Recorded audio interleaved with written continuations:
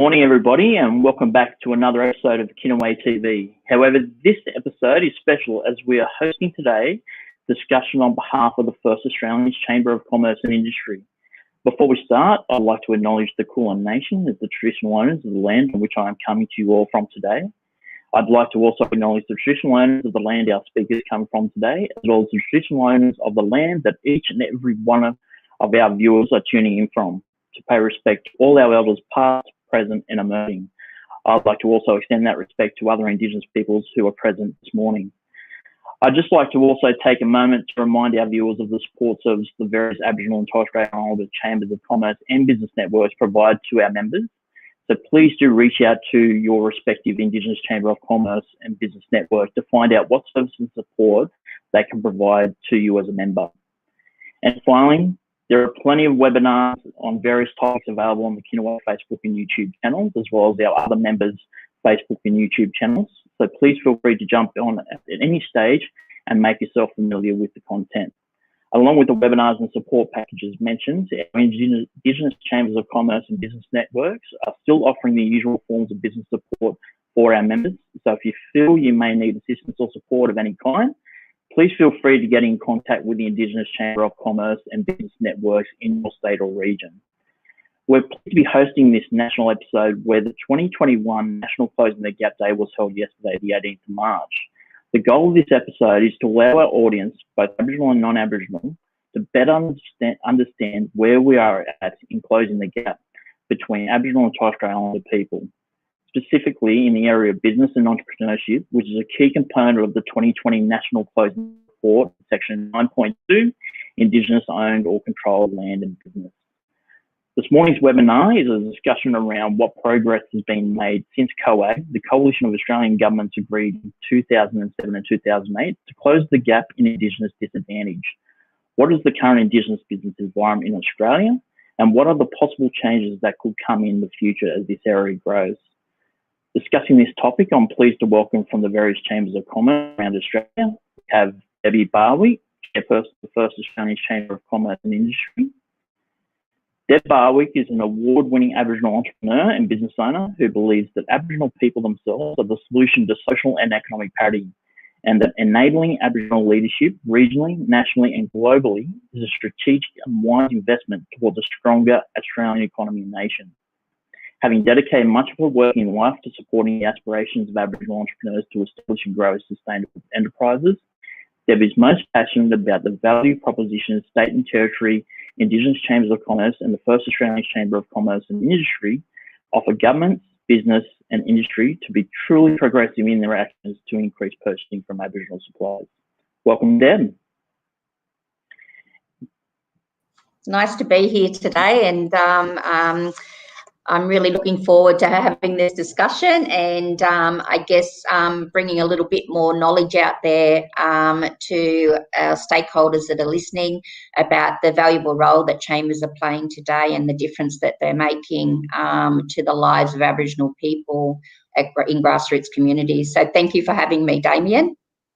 Great. It's great to have you on board, Deb. Thank you for allowing us to facilitate this event at a national level as well, as part of all this going on. Next, I'd like to introduce Scott Mccartney, CEO of Kinaway Chamber of Commerce and Commerce Victoria. Scott has had extensive experience in startup and small to medium enterprises development. His goal at Kinaway is to not only maintain the momentum of the chamber, but deliver on current and future projects as well as strategic objectives.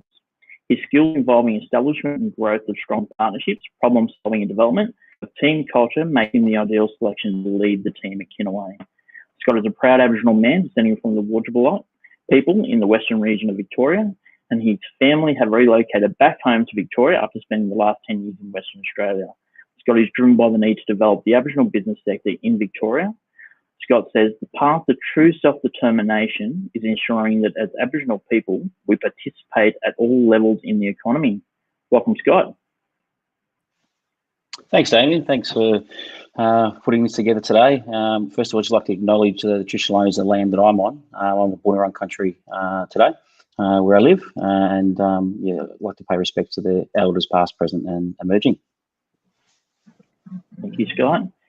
And also we'll have joining us Gordon Cole, Chairperson of the Noongar Chamber of Commerce and Industry, coming from Western Australia. Gordon Cole is a Noongar leader and business operator with a passion for helping Noongar businesses succeed. After a former chairperson of the Perth Noongar Regional Council, Gordon has an extensive career in business and government, with time spent across state and federal government agencies before starting his own business, specialising in Indigenous services, coaching, mentoring and leadership. He also runs a workwear supply business. Gordon believes the Noongar Chamber of Commerce and Industry is a key element needed to build and strengthen the Noongar nation. He wants the Noongar Chamber of Commerce and Industry to play a key role in building capacity and adding value to local, state, national and international services contracts. Welcome, Gordon. Good morning. How are you all? Hello, Gordon. How are you? Yeah, good, thanks. How are you? Good morning. Sorry about some technical issues, but I think I got there. We have you just in the nick of time. That's great to join us. And welcome for joining all three of you, Deb, Scott and Gordon. So we'll just move into the discussion today. Now, because of time and availability, we could only host 3 speakers from the various Indigenous Chambers of Commerce and business networks throughout the country for this webinar.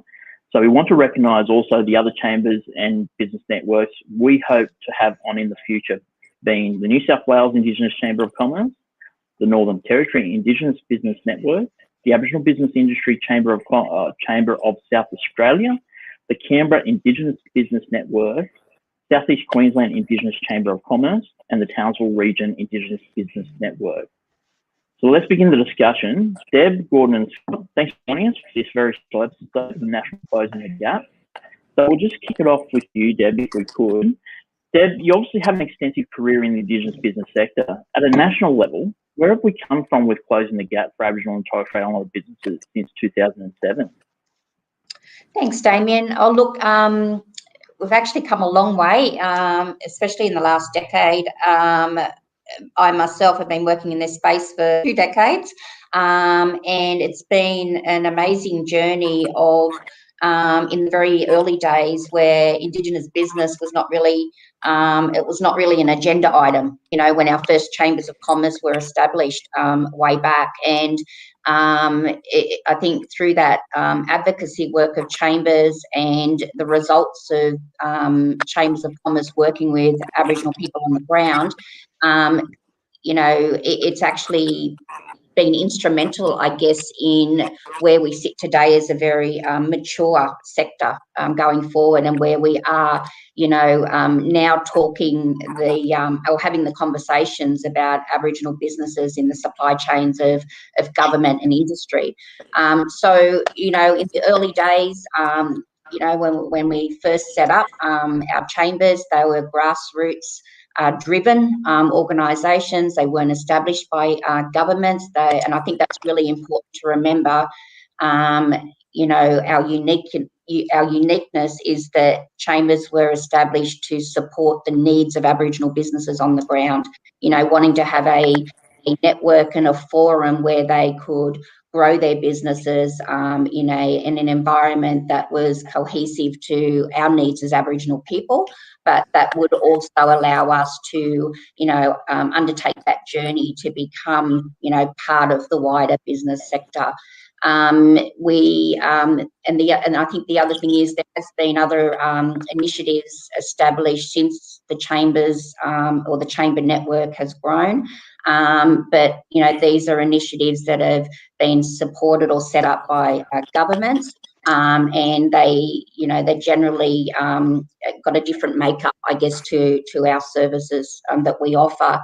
One of the things that I think all of our chambers and our NT brothers and sisters in the Northern Territory Indigenous Business Network are passionate about is that we need to support anybody's aspiration to operate a business and to be financially independent.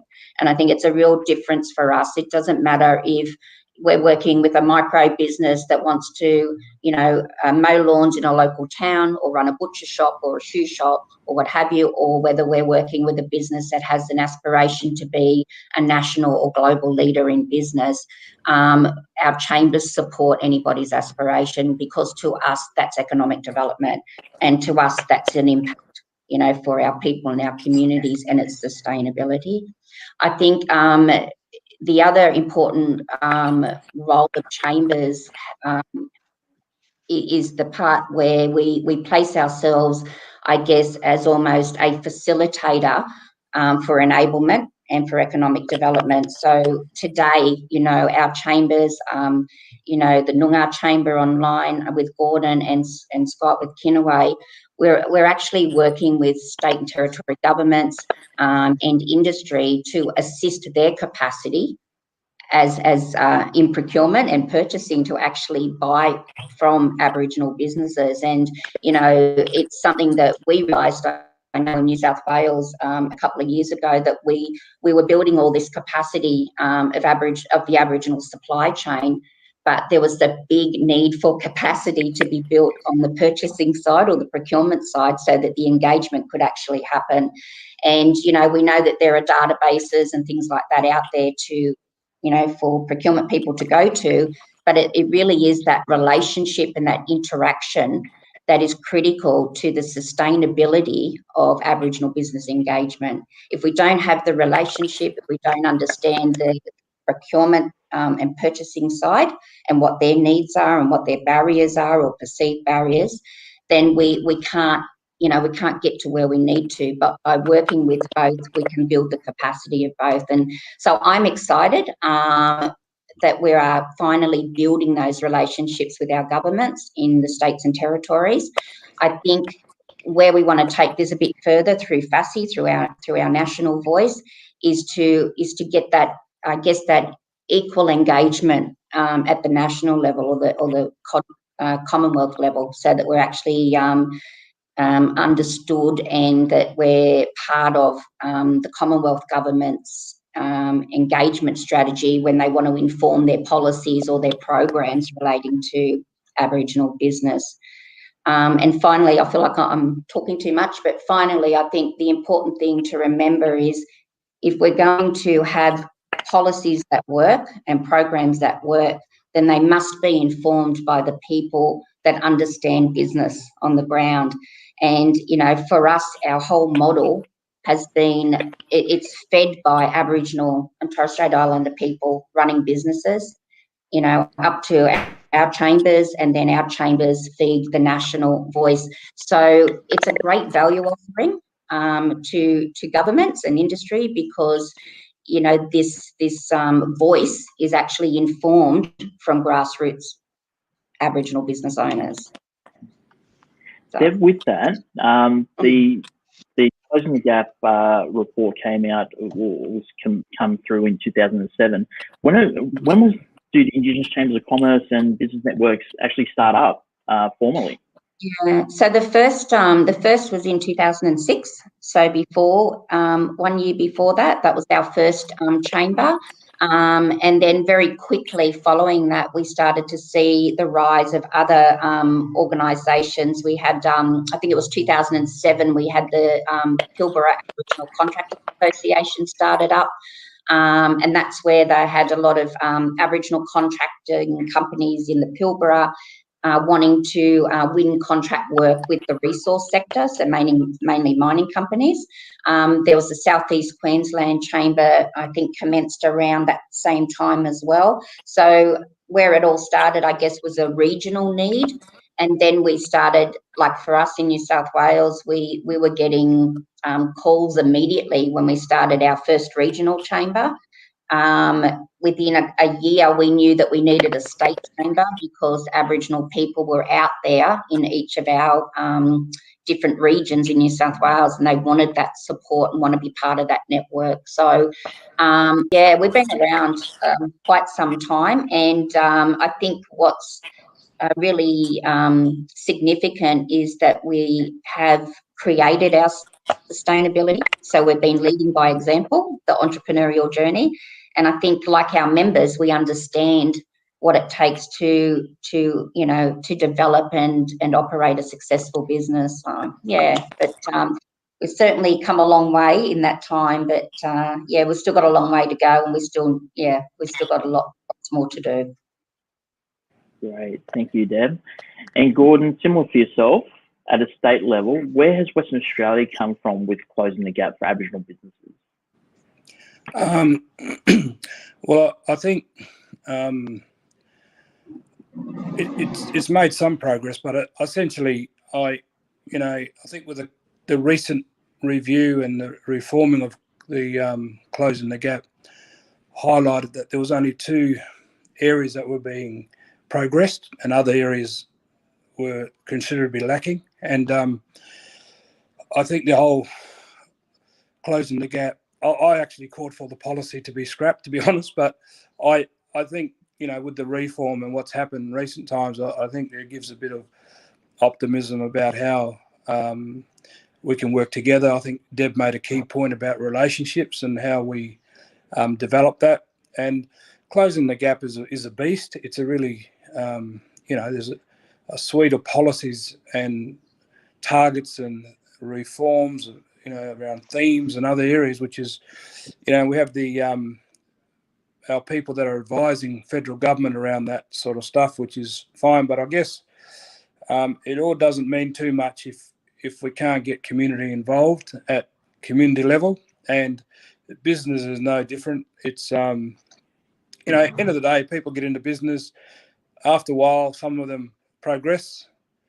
Others say, look, this is not for me. So we, I guess, as a chamber and a network across the country, I guess, are there to assist where we can. And if people don't want to progress with their business after 3 or 6 months or 12 months, that's fine as well. And they'll come back if they want to have another crack. So the thing about it all, I guess, is around creating the framework, the suite of policies around the Indigenous procurement policy, and then the state-based procurement policies are there. So it's a really good time for First Nation business to grow. And there's been some really good growth in the last 5 years, I guess, more so than ever since IPP and others come in. But what we're seeing is, people still struggle to get contracts. People still struggle to get adequate engagement. And that's the journey of our people. We've always had this issue, whether it's in business or other areas of our lives. We continue to struggle to effect, change, and that's just part of the journey. And I'm into my 50s now, and my parents are doing this, and their parents. So we just got to keep going. I think what the chamber network provides and what business provides is another option for our people, and it's one that hasn't been prioritised. And I think, I do applaud governments for having procurement policies, but I guess the relationship has to be strengthened through the capacity that Deb spoke about internally within government. And there is some of that happening, but I think there needs to be a lot more. We have to work with government, and we have to work with the private sector, but also not just here domestically. We have to think abroad and how we can engage with other countries that might want our products and services. And I had a discussion yesterday where the West Australian government will shortly have a Aboriginal person based in Asia as a trade commissioner, investment commissioner. So that's a really big step that hasn't happened before. So that gives us an avenue to enter Asian markets if our businesses have the products and services that the Asian market has appetite for. So we have to think, I think, not just in Australia about our products and services. I think we need to think globally, and we can, we're not too far from it all, to be honest. We just got to. It really requires a lot of hard work, and that's what, like the other chambers, we've been doing a lot of hard work and grinding away with very, in not some cases, not any government support and funding. So it's just a matter of us just keep going. We just, community initiatives have to prove their worth, not only with governments and others, but with our own people. So our members have also been very patient and tolerant, and we can't take that for granted, though. We have to show our worth and what value we add to why would they join us is probably the key question.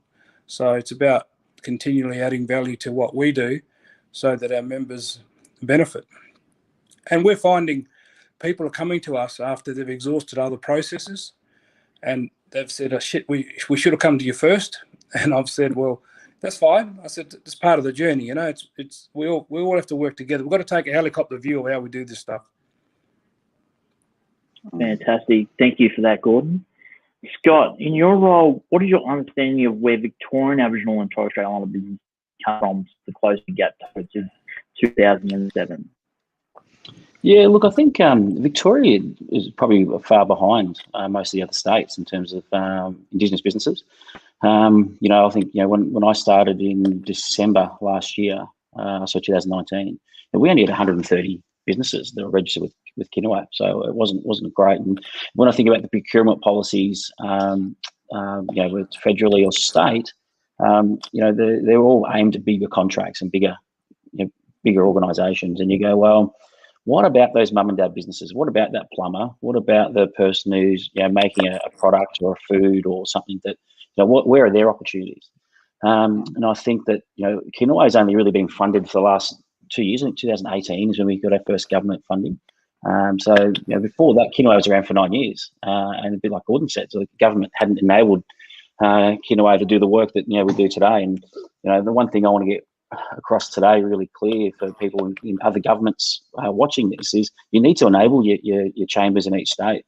You know, that's you know, Gordon and Deb both spoke about. You know, it's about relationships. It's about understanding the businesses. And, you know, you talk about 2007 when you talk about the closing the gap, you know, policy I suppose started, and they're only enabling chambers now.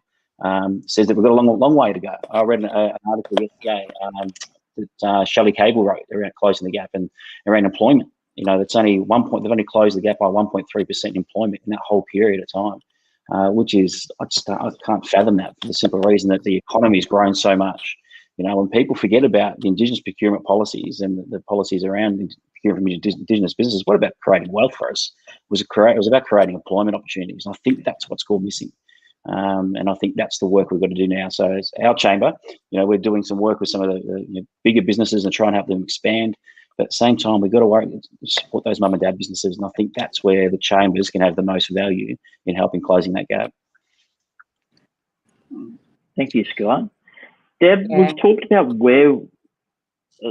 Deb, we've talked about where we've come from when it comes to closing the gap for Aboriginal and Torres Strait Islander businesses. Where are we currently at when it comes to Aboriginal and Torres Strait Islander businesses at a federal level?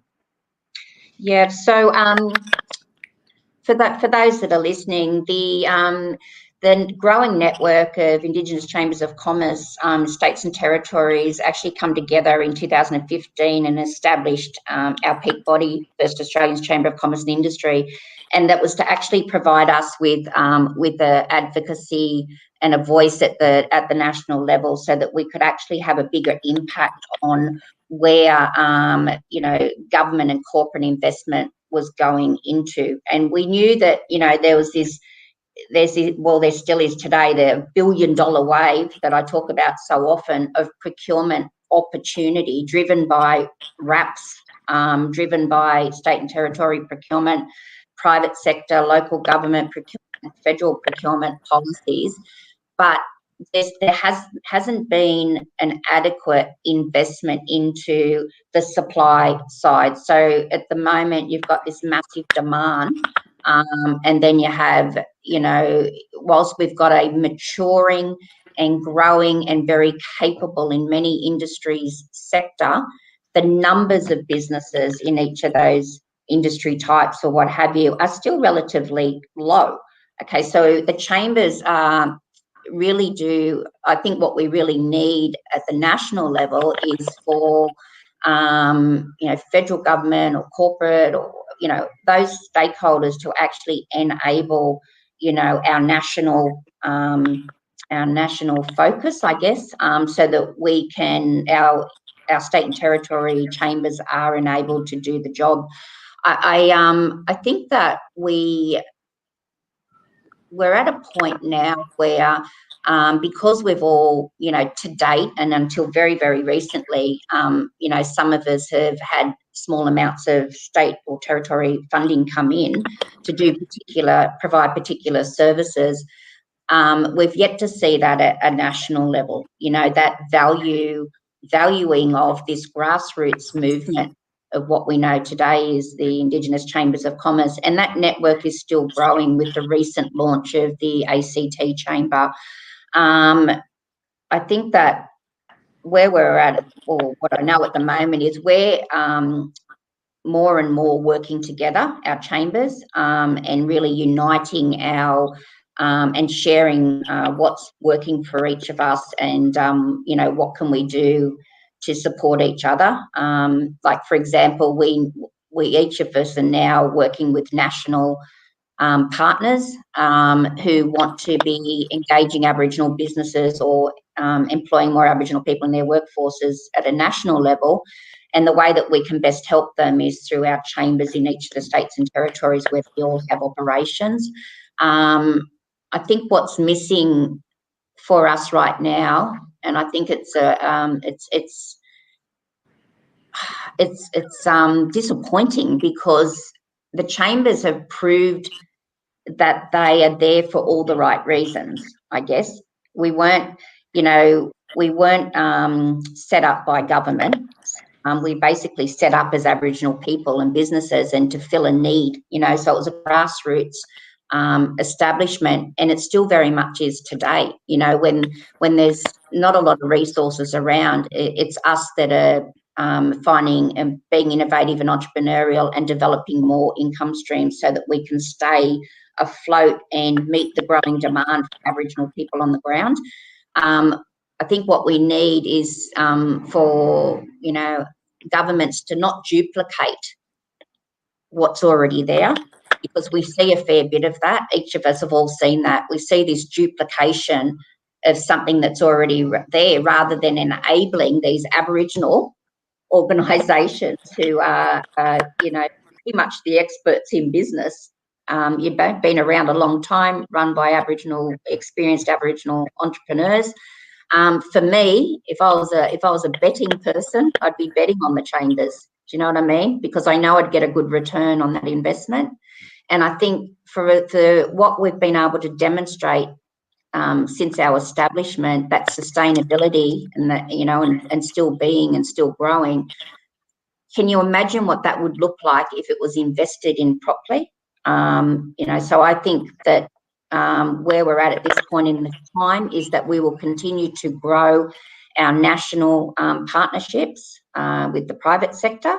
We've got some great relationships happening now, and we'll continue our relationship with our state and territory governments. But at the national level, I think we need to up the ante on the relationship between First Australians Chamber of Commerce and Industry and the chambers that we represent and our federal government, so that going forward, any investment into Indigenous business is informed by Indigenous business. And this is really the network that can give government that. So that's my feelings, and representing, FACCI. I think that's where we need to be going now, is having that dialogue with our federal government and making sure that Indigenous business is at the table when we're looking at, national representative voices into government about economic development. We don't see our chambers at the table. We don't see FACCI at the table. And my question is, why not? Yes, Deb. What I'm hearing there is self-determination. And, part of the Mccartney was having a voice. So that's what I'm sort of hearing from that. Scott, where is Victoria currently at when it comes to closing the gap for Aboriginal and Torres Strait Islander businesses? Look, as I said before, it's growing, it's expanding, and we've got, we had, like I said, 130 members, and now we've got 340 odd. So we've grown massively over the last 12 months. But I think we're still coming up with the same issues. So you talk about procurement policies in particular, that it's fundamentally flawed because it always comes down to price. And when you're dealing with a relatively new business who maybe doesn't have a large capacity at that period of time, they can't actually take on some of those contracts because they don't have maybe the equity behind them. And I think that's the big problem we've got at the moment. What's the solution? I'm not sure what the solution is, but we need to think a little bit differently. I'm really, obviously, being an Aboriginal person that lived in WA for nearly 17 years, I had no visibility of Aboriginal businesses. I'll be honest. I worked in private enterprise. I just thought it was okay. And then moving back home and seeing what's happening out there, I go, wow, this is the joint venture situation makes me physically sick. When I see some of these big contracts that get celebrated, especially at Commonwealth level, and you go through and you have a look at it and you go, wow, where's the capital in this business? Who's owning on the balance sheets? What employment is it really actually creating? And that's one thing that we need to start thinking differently about, and it's about strategic partnerships to actually enable your capacity to grow. So, linking up with a larger contractor to get it unbundled, because for some reason, procurement people, I know the reason, they don't want to unbundle contracts, and it's all about, they say risk. But if you're going to have a meaningful impact and close the gap, then you've got to change that. You can't keep doing the same stuff. And at the moment, everyone's going around in circles, and that's why it's so important for the country to have a really strong state chamber system that all come together at a federal level, that then can go and speak to Commonwealth government about what's really happening on the ground and what's really happening with small businesses. And Damien and then all my members would have heard me say this many times. Most of our businesses have been created because of an opportunity has come up. And that's why when you look at the categories that we all have our businesses, there's oversaturation in some industries. But that's because, I call it the budding sausage sizzle strategy, where they've bought a barbecues and sausages and off they go, we've got a business. Now, that's not sustainable, because a government could come in and just change a procurement policy just like that. I don't think they will, but it could. You've got major infrastructure projects going on at the moment. So at the moment, we've got around 60 businesses that specialise in some form of the construction industry. Is that sustainable? Probably not. It's probably not going to be sustainable.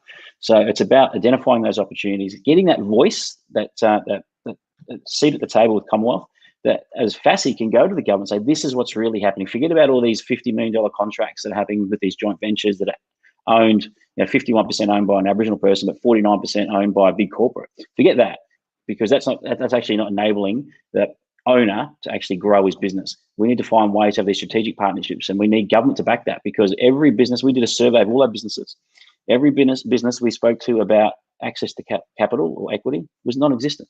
Now, if they hadn't bought their own house, for some people, it's the first time when their family's bought a house, they don't want to put their house on the line. They don't want to go and put a line of credit there so they can expand their business, because what happens if that business goes broke? We haven't got that confidence. We haven't got that intergenerational learnings over time from family and building wealth that we're going to be that confident. So we just got to do things a little bit differently. And that's what I'm hoping, the conversation we have today, that people will hear that. The Commonwealth government in particular will hear that and say, all right, let's get these guys at the table. How are we going to help enable all the chambers to come together to actually provide the services and the support our businesses want? In our survey, it also said 100% of our businesses also wanted business support programs delivered by Kinaway. They wanted it done by an Aboriginal controlled organisation. And it's no different to the reason why we have Aboriginal health services and legal services, because they're community controlled organisations, and that's self-determination. And when you look at these procurement policies and what government's saying, especially Commonwealth government, about the procurement policies, it's telling us we're going to go down this one little way and tell us how to do it. But no, that's not the case, because we don't want to do that. We know, the things that have happened, especially over the last 12 months, we know what self-determination is. We know what it is. We really actually know what it is. And it's not keep being told what it is. And that is just enabling our own people to make their own decisions.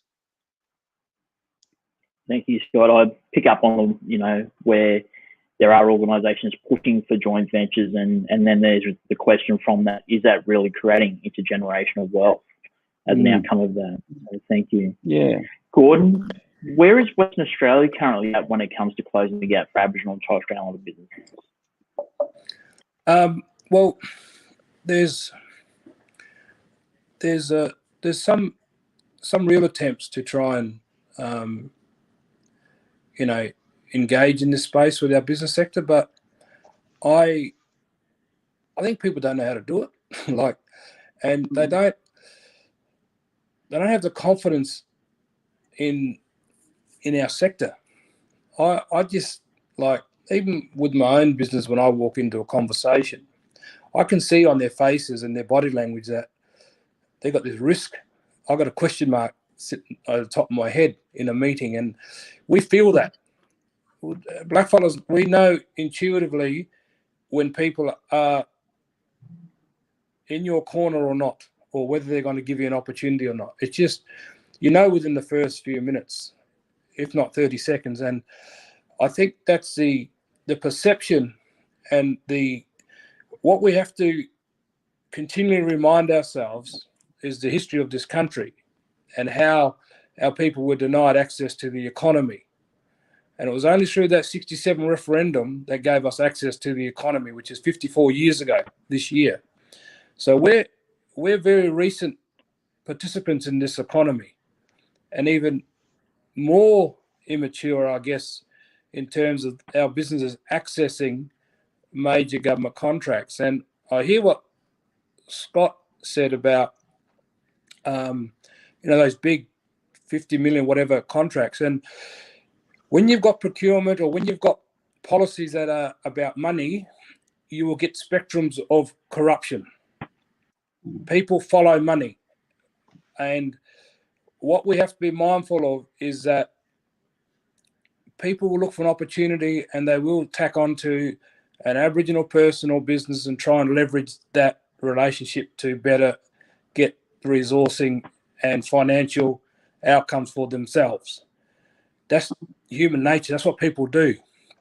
Now, there's a percentage of that happening around the country, but there's a vast majority of our people that are small business owners that just want to do stuff in their local area, family-based businesses, and I'm seeing some change there. But the change is coming because a lot of their own drive and listening to what we do at the Noongar Chamber. We've just recently started to assist in as part of economic participation with business and employment and training. We host a job program, a job seeker program, and we speak to those job seekers. And it was only last week, or it was just last Friday it finished. And over that 2-week period, we spoke to them we did things like cultural awareness and empowerment, but also business, and speaking to them about not just being job seekers, but actually becoming business owners. Mm. And a couple of them, maybe 3, I think it was, a few of them, they really caught onto that.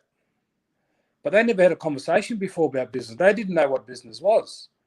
They didn't know how to get into it. And once we spoke to them about the things that they are good at in terms of their strengths, they understood straight away that, oh, yeah, is that a business idea? Is that something I can really do? They didn't understand what networking was. So once we explained what networking is, they were like, oh, okay, I can do that. I said, we do that naturally. That's what we do. And so we've got a sundowner next Thursday, I think it is. And I invited all of them to come. I said, well, come along. I said, present well, rock up. You're my guest. You're the Chamber's guest. And you can interact with our business owners, our business and others, and have conversations. You never know where your conversation may lead to. And I think they're the real strength of a chamber, is how you can engage our people at a real community level and bring them through and show them and get them involved and get them alongside of us, and they'll get it. I was no different to that job seeker group myself at one point. I had no intention of being in business. I didn't even know what business was. And I went on the journey, and it's led me to being in a national conversation here. So we've got to go right back to practicalities of our people and what business can offer them. And all this other stuff that's around, like I said, where there's money, there's levels of corruption. We have to identify it, and just, if we've got the facts, we send it forward where we need to, and we crack on with stuff. But what I think the key message we need to do as Aboriginal business across the country is not so much demand from government, but so look, we need to be heard. We need to be sitting alongside. Like Australia has many free trade agreements around the world. Each economy of every state and territory in this country is quite significant. But what we've done with these procurement policies, we've started to hit the bottom line of other corporates in Australia and business. So Aboriginal people in business are taking money away from other businesses that have been around forever, and we're the new kids on the block. And that's unsettled a lot of people in this country. And we see it from local, state and Commonwealth level. But it's what needs to happen to effect and to close the gap. Australia, as Scott said earlier, has to change the way.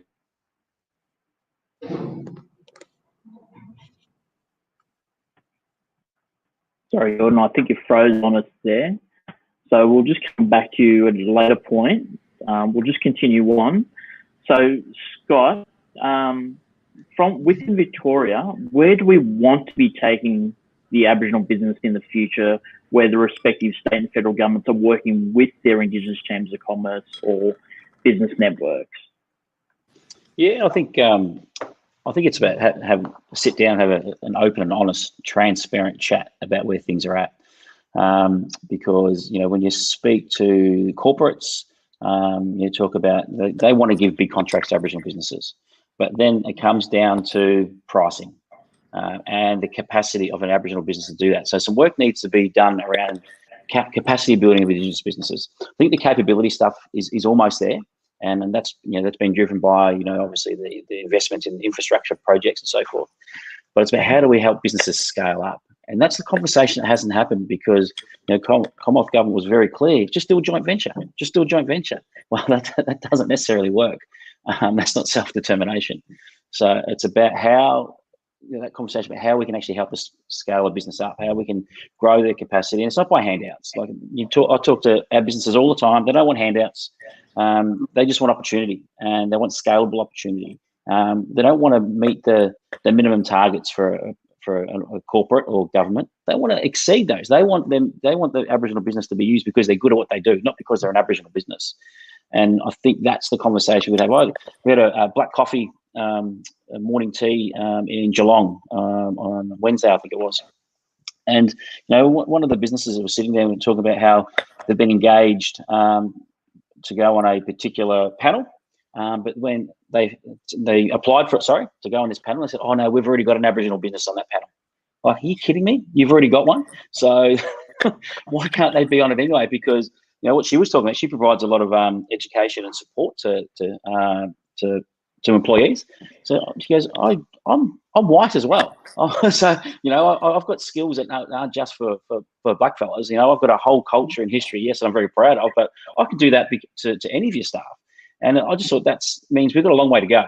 If people are just talking about meeting minimums, it's not about meeting a minimum. It's about how do we expand, how do we grow, how do we take our business to the next level, how do we give our businesses the confidence, as Gordon said, to employ people, and to go on that journey, to actually start a business, then start employing people. And I think that's one of the really big missing pieces. And I've seen a few studies out there, and it varies, 60 times to 100 times more likely to employ an Aboriginal person. But guess what? They don't always do, because they don't have the confidence, so they subcontract a lot of the work. So that's why we need to find ways to help scale these businesses to be sustainable businesses over a long period of time. Thank you, Scott. Gordon, we'll come back to you now that we've got you back. So just continuing with what was happening in Western Australia, where do we want to be taking our business in the future when the respective state and federal governments are working with their Indigenous chambers of commerce? Yeah. Well, I guess Western Australia is a very big state, as you all know. Mining is a big industry here, and we're in a Aboriginal business sense in the mining. The Pilbara region, there's a lot of Aboriginal businesses that have emerged and are growing quite well, and participating in the mining industry. But I had a conversation yesterday and spoke about how we are so underrepresented in the retail sector. And we're a state of 2.5 million, so we're small compared to New South Wales and Queensland, Victoria, and so on. But the thing about it is, we in the retail sector, there's sectors like the retail sector where we're underrepresented significantly, either as employing people in there or as having a presence in terms of our own shop fronts and so on, and selling our products and services. So there's one industry. There's a number of industries that we're just not represented in. And I think it's about identifying that and developing our industry councils in our respective regions and states, and then bringing forward the captains of industry. So those of our business that are leaders in their field, in their different sectors and industries, how do we create a space for them? Because with this approach and what we're doing, it's not about, climbing a ladder and pulling it up. It's about putting more ladders down and bringing more people through and saying, here, this is a space for you. Here's an opportunity for you to talk about the things that you know. Like, I chair our chamber, but I don't know all the intricacies of every industry and sector. So I need people alongside me, like I'm sure Deb and Scott, that know their industry better than we know. So, but we've got to build that. And building these chambers is massive. In Western Australia, the West Australia Chamber of Commerce, they've been around since 1892. We were established pretty much in 2017 and launched in 2018. So that's significant. They've had a very, very long head start from us. But prior to that 1892 and the settlement of this place, we were always in commerce and trade. So the philosophy of our traditional approach to commerce and trade is what the Noongar Chamber of Commerce talks about, in that we are reclaiming that back in terms of getting involved, understanding where the demand is. And that's why we went for a nation-based chamber, was because of protocol on country and talking about how we include everyone, but also understanding wherever we go in the country, there are traditional owners, there are protocols, and they're the things that sustain people. Is when you respect other people's country, whether it's here in Australia or some other place in the world, you get a different response. And they're the things that the philosophy of why we're in business, how we come together collectively, is no different to how we did prior to settlement of this country. So I think the whole closing the gap agenda can be really fast-tracked if they pushed us forward collectively in every aspect of Aboriginal affairs. But it's about power and control. And with that, when you look at a land base and you look at the economics of business, this is what we're dealing with. So once we understand that and the road that we've been on as a people, well, then we can start to effect change. If we go in and try and match science with science, well, I get people that start up business and say, oh, we've got to be like these white fellas. And I'm saying, no, you don't. You maintain your cultural integrity and you participate in business at whatever level you want. And being in business does not mean we have to work 24/7, 7 days a week, all this sort of stuff. We have to, I think, have a philosophy that, and a lifestyle that's comfortable for us and our families. We don't have to, people don't get into, like I got into business not to work every day, which sounds a bit crazy, but I had enough of working long hours for little benefit. And it's not just about, when we talk about creating wealth, it's not just about the financial wealth. It's about our health. It's about the things that the Closing the Gap are trying to deal with. And I think if we can have a philosophy that talks about incorporating our culture and our lifestyle and understand the non-negotiables of business, I think it gives us a healthy balance. Because we did it. We've got the blueprint. We've always had the blueprint. We just haven't realised it collectively. So they're the things that I talk about. And sometimes people look at me like if I've got two heads and saying, I don't know what you're talking about. But, it's finding the balance. And governments and corporate Australia, they do know what the issues are. They know what we've had to contend with, and they keep doing the same stuff. So we have to keep influencing where we can and provide them with the skills, tools, and knowledge, because a lot of them do not know. They do not know how to do it. We can go a long way together with the relationship stuff to make it, happen and change the landscape of this country about the social and economic status of our people. So it's a real, and all those, the peak bodies in Australia of Aboriginal peak bodies have to connect together. We cannot do this thing alone in different segments. It does not, that's not how our culture works and how our people operate. We have to work together, and that's just the way it is. And I'm very optimistic because I know there's a wave of young people coming, and they're getting educated. They're getting a lot of the digital platforms around business and online business. There's a lot of people in business that they're not even members of our chambers. There's a lot of businesses out there are not even, I think, counted. I think there's a lot more business out there than people realise. And that's why the importance of investing in the chamber networks, because that will get into our community a lot deeper. Great. Thank you for that, Gordon. Deb, with the response from Gordon and Scott and with what Gordon was saying about that working together, from their respective state-based positions, where do we want to be taking Aboriginal businesses in the future, with each of the state and federal governments working with FACCI and the other respective state and regional Indigenous chambers of commerce and business networks? Look, totally, on board with everything that Scott and Gordon have raised, and for the audience, I hope it makes a little bit more sense. And I think it just does come down to what I said initially, is our chambers are focused on supporting anybody's aspiration for financial independence through business. It doesn't matter what that looks like, but it's actually being able to support that aspiration with, the supports and services and the mentoring and what have you. And I think, and not everybody is after a massive government contract. Some guys are, and some aren't. One of the things that Scott spoke about, the massive, to get a massive contract, we see a lot of,